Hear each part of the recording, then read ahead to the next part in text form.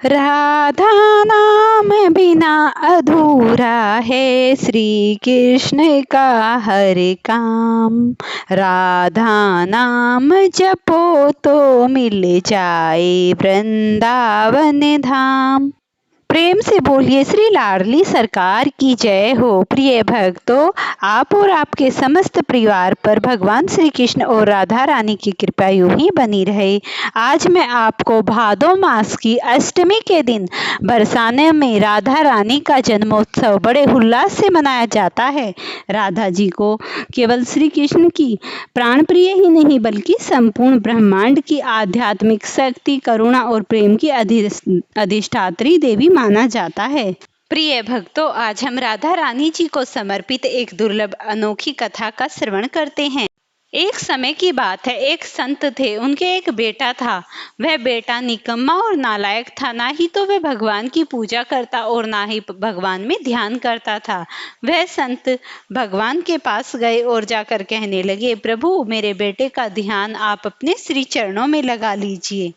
संत जी कहने लगे उसको कि बेटा जा, तू अपने पुत्र को लेकर मेरे पास आना। वह जाकर अपने पुत्र को लेकर उसके पास गया। तब संत जी कहने लगे, संत जी उसके बेटे को कहते हैं, बेटा राधे राधे बोलो। वो बोला, मैं क्यों कहूँ राधे राधे। लेकिन संत जी बार बार उसे इसी बात को कहते, बेटा राधे राधे बोलो।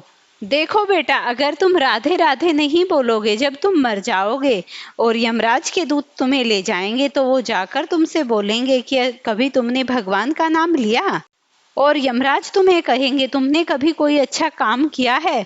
तब तुम कह देना, मैंने सिर्फ एक बार राधा रानी का नाम लिया है। इस प्रकार समय बीतता गया। वह ऋषि भी चले गए। ऐसा कहा जाता है, जो महात्मा लोग होते हैं वो बड़े ही सिद्ध होते हैं। जिसकी मृत्यु नजदीक होती है वो जान जाते हैं। अब क्या हुआ, अब एक दिन वह लड़का मर गया। और जब वह मर गया तो वह यमराज के पास गया। यमराज के पास जाने के बाद यमराज उसे दंड देने के लिए उत्तेजित थे, लेकिन वह उस बालक से बोले, कभी जीवन में तुमने कोई अच्छा काम किया। तब वह लड़का बोलो, हाँ मैंने अच्छा काम किया, मैंने एक बार श्री राधा रानी का नाम लिया है।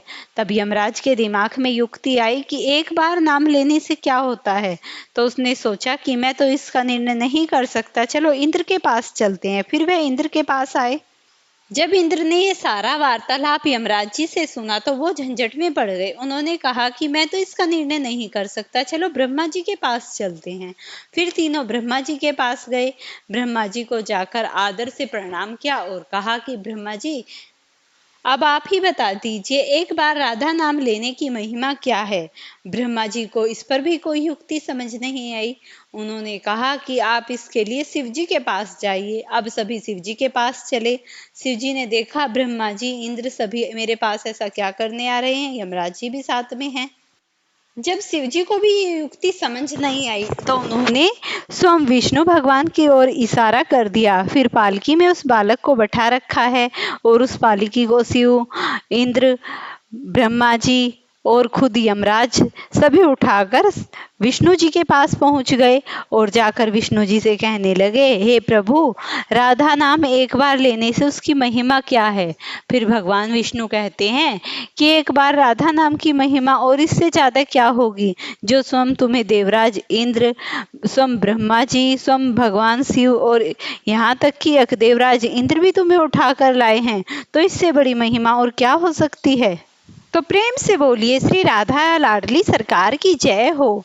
अब मैं आपको सुनाती हूँ एक और दिव्य कथा। प्राचीन काल की बात है। एक संत थे जो प्रतिदिन मंदिर में रहा करते थे वृंदावन के। वो उनका नित्य का कार्य था, हर रोज भागवत का एक पाठ श्री राधा रानी को सुनाया करते थे।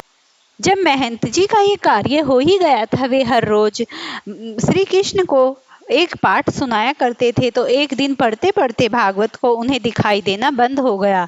तो वो भगवान जी के सामने बैठकर तेज तेज रोने लगे, हे प्रभु, मेरा तो हर रोज का ये दिनचर्या थी, जब मुझे दिखाई नहीं दे रहा तो मैं क्या पढ़ूं।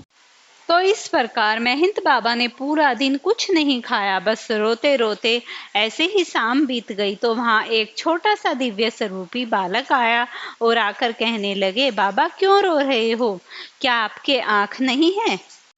तब वह बालक कहने लगा, बाबा मैं आपका इलाज कर सकता हूँ। बाबा ने सोचा हो सकता है वृंदावन में किसी महंत का बालक हो, तो उसने बालक की बात मानकर आंखों पे पट्टी बांधकर सो गए। बाबा उठे और बहुत ही प्रसन्न हुए। जैसे ही उन्होंने पट्टी खोली तो उन्हें दिखाई दे रहा था। फिर वो समझ गए कि देखो बालक ने पट्टी में क्या औषधि बांधकर आंखों पर बांधी थी।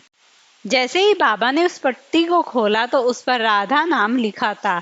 राधा नाम लिखा देखकर वह बहुत जोर से रोए और कहने लगे, वाह किशोरी जी, तुम्हारे नाम की क्या अनंत महिमा है। या फिर आप श्रीमद् भागवत गीता से इतना प्रेम करती हो कि जो मैं श्लोक सुनाता हूँ उससे आपको भी आनंद आता है। तो प्रेम से बोलिए श्री आनंद कंद भगवान की जय हो। श्री राधा रानी सरकार की जय। राधे राधे। सौनक जी कहते हैं, हे मनु, किस प्रकार मनुष्य इस भवसागर से पार हो जाते हैं। तो ऐसा कौन सा रहस्य है जो मनुष्य यहाँ पर भुगतने के बाद मृत्यु लोक में अंत में भगवान के गोलोक धाम को जाता है। हे सूत जी, मुझे उस राधा अष्टमी व्रत के उत्तम कथा और उसके महत्व की समस्त लीलाओं के वर्णन के बारे में बताइए। सूत जी कहने लगे कि ब्रह्मा जी से श्री नारद जी ने पूर्व काल में यही प्रश्न पूछा था। नारद जी ने कहा, हे परमपिता परमात्मा, हे अत्यंत श्रेष्ठ बुद्धिमान सर्वज्ञाता, हे प्रभु, मुझे अनंत पवित्र फल देने वाले राधाष्टमी व्रत के बारे में बताइए। इसका धार्मिक फल क्या है और प्राचीन समय में इस धार्मिक व्रत को किसने किया था, तथा जो मनुष्य इस महाव्रत को नहीं करता उसे क्या पाप लगता है। इस व्रत के क्या नियम हैं, कैसे इसका पालन किया जाता है और कैसे इसका पारण किया जाता है। इन सभी बातों को जानकर ब्रह्मा जी कहने लगे, हे नारद, स्वयं भगवान विष्णु के अतिरिक्त इसका कोई पुण्य फल नहीं बता सकता। जितना फल मनुष्य को सैकड़ों एकादशियों का व्रत करने से प्राप्त होता है, उतना फल केवल एक राधाष्टमी व्रत करने मात्र से प्राप्त हो जाता है। वह बहुत ही दुर्लभ और अत्यंत रोचक फल देने वाला है। तो यह सुमेरु सोने के पर्वत के समान फल देने वाला है। अब आप इसकी बहुत ही दिव्य और पवित्र अलौकिक कथा का श्रवण कीजिए। अब आप इस दिव्य अलौकिक कथा का श्रवण कीजिए ध्यानमग्न होकर। तो ऐसी करुणामयी सागर वाली दिव्य अनुभूति कराने वाली इस पावन कथा का श्रवण पूरे ध्यानमग्न होकर सुनना। प्रिय भक्तों, पूर्व समय की बात है, एक भक्त था जिसका नाम था धनंजय। वह वृंदावन के समीप एक छोटे से गांव में रहता था। उसकी स्थिति अत्यंत निर्धन थी। खेती बाड़ी में मुश्किल से जीवन चलता था, परंतु वह हृदय से बहुत बड़ा राधा कृष्ण का उपासक था। धनंजय का जीवन एक ही मंत्र पर टिका हुआ था, राधे राधे बोलना है जीवन का सार रे। उसका तो मानो नित्य प्रति का ये काम ही हो गया था। वह सुबह शाम बरसाना में जाकर राधा जी के मंदिर में दर्शन करता और हर समय राधा कीर्तन में लगा रहता था। इसी प्रकार एक दिन गांव में अकाल पड़ा, खेत सब सूख गए, पानी की कमी हो गई और लोग एक दूसरे के घर से अन्न मांगने लगे। धनंजय के घर में जो भी अन्न का दाना था वह उसकी पत्नी और बच्चे खाने के बाद कुछ भी नहीं बचा। वो भूख से बिलखने और तड़पने लगे। पड़ोसी लोग उसका उपवास करने लगे। तेरी राधा जी ने तुझे क्या दिया, तू रोज उसका नाम जपता है, फिर भी तेरे घर में दाना तक नहीं है। धनंजय परंतु तनिक भी विचलित नहीं हुआ। उसने हंसकर कहा, मेरी माँ राधा कभी अपने बच्चों को भूखा नहीं रखती। यह उनकी कोई लीला है, यह अवश्य ही मेरी परीक्षा ले रही हैं। उस रात धनंजय भूखा प्यासा ही राधा का नाम जपते जपते सो गया। रात के तीसरे पहर में उसके दरवाजे पर एक सुंदर वेश वाली ब्रज गोपिका आई। उसके हाथ में एक छोटी सी टोकरी थी जो अनाज, फल, दूध, दही और मिठाइयों से भरी हुई थी। वह बोली, भैया यह सब राधा माँ ने भेजा है, लो अपने बच्चों को खिलाओ और कल से निश्चित होकर सेवा में लग जाओ। धनंजय ने टोकरी ली और आंखों से आंसू बह निकले। जब धन्यवाद देने आया तो वह गोपिका वहां नहीं थी। जैसे ही अगला दिन हुआ, सुबह सुबह सवेरा हुआ। सुबह जब तक वह बरसाना पहुंचा तो मंदिर में पंडित जी कथा सुना रहे थे। उन्होंने कहा, कल रात रानी साहिबा ने अपने भक्त की पीड़ा देखकर स्वयं गोपिका का रूप धारण कर उसके घर अन्न पहुंचाया। यह सुनकर धनंजय रो पड़ा। उसने समझ लिया कि पिछली रात तो जो गोपिका आई थी वह स्वयं राधे रानी आ गई थी। उस दिन से धनंजय का जीवन बदल गया। गांव के लोग भी उसके पास आने लगे और बोले, तेरी भक्ति सच्ची है, वास्तव में राधा रानी अपने भक्तों के दुख हर लेती हैं। धनंजय ने गांव भर में यह संदेश फैलाया, भक्ति का अर्थ धन संपत्ति नहीं बल्कि आत्मा का समर्पण है। जब मनुष्य सच्चे भाव से राधा का स्मरण करता है तो उसकी सभी प्रकार की मनोकामना पूरी होती हैं और उसकी रक्षा हो जाती है। राधा रानी कहती हैं, जो भी प्रिय भक्त उनकी सच्चे मन से भक्ति करता है उनकी भक्ति कभी व्यर्थ नहीं जाती, चाहे कितना भी बड़ा संकट क्यों ना आ जाए। यदि मन राधा कृष्ण की शरण में है तो कोई दुख नहीं टिक सकता, हमेशा मंगल ही मंगल निश्चित हो जाता है। राधा रानी करुणा की साक्षात मूर्ति हैं। वे अपने भक्तों को कभी अकेला नहीं छोड़ती, हमेशा उनकी बाहें पकड़कर हर समय एक कवच की भांति उनकी रक्षा करती हैं।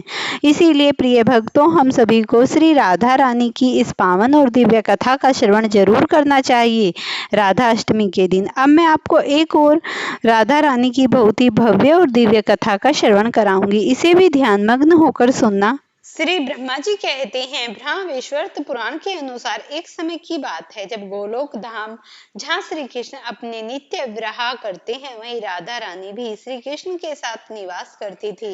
एक बार की बात है जब राधा रानी कुछ समय के लिए गोलोक से दूर थी, कहीं भ्रमण करने के लिए गई हुई थी। तब भगवान श्री कृष्ण ने उन्हें आकर बहुत ढूंढा, लेकिन जब वो नहीं मिली तो उन्होंने उसकी एक सखी विराजा से साथ विहार करना चाहा और उसके साथ खेलने लग गए।